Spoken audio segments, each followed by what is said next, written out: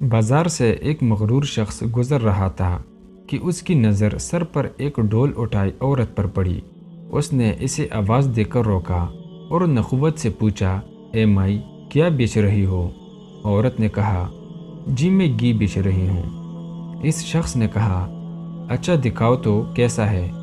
گھی کا وزنی ڈول سر سے اتارتے ہوئے کچھ گھی اس آدمی کی قمیص پر گرا تو یہ بہت بگڑ گیا اور دھاڑتی ہوئی بولا، نظر نہیں آتا کیا؟ میری قیمتی قمیص خراب کر دی ہے تو نے۔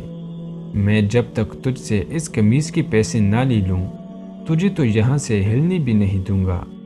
عورت نے بیچارگی سے کہا، میں مسکین عورت ہوں اور میں نے آپ کی قمیص پر گھی جان بوجھ کر نہیں گرایا، مجھ پر رحم کرو اور مجھے جانے دو۔ اس آدمی نے کہا، جب تک تجھ سے دام نہ لے لوں میں تو تجھے یہاں سے ہلنے بھی نہیں دوں گا۔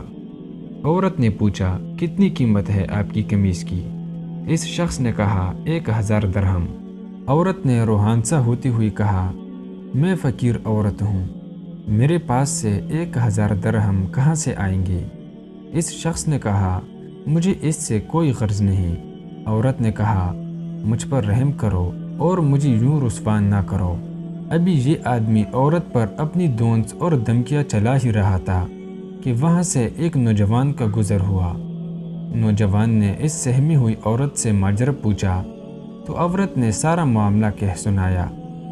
نوجوان نے اس آدمی سے کہا، جناب، میں دیتا ہوں آپ کو آپ کی قمیص کی قیمت، اور جیب سے 1000 درہم نکال کر اس مغرور انسان کو دے دیے۔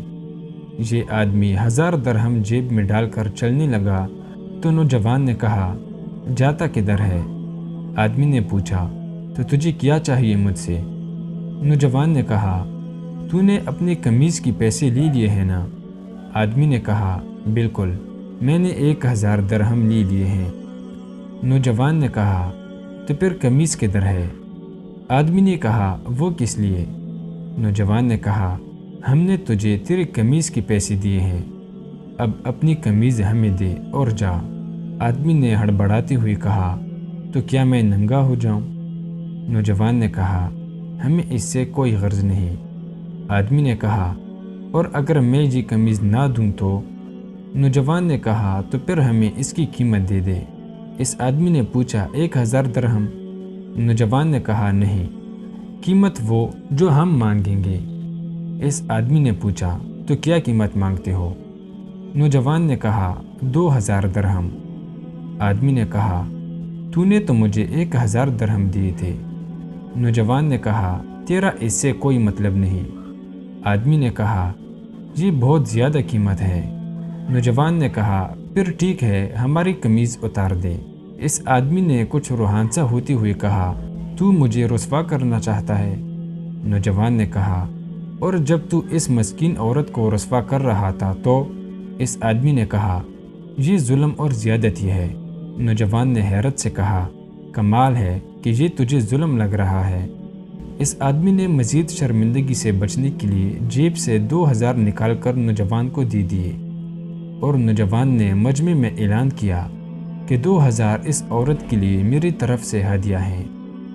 ہمارے ہاں بھی اکثریت کا حال ایسا ہی ہے، ہمیں دوسروں کی تکلیف اور توہین سے کوئی مطلب نہیں ہوتا، لیکن جب بات خود پر آتی ہے تو ظلم محسوس ہوتا ہے۔ اگر معاشرتی طور پر ہم دوسروں کی تکلیف کو اپنا سمجھنا شروع کر دیں تو دنیا کی بہترین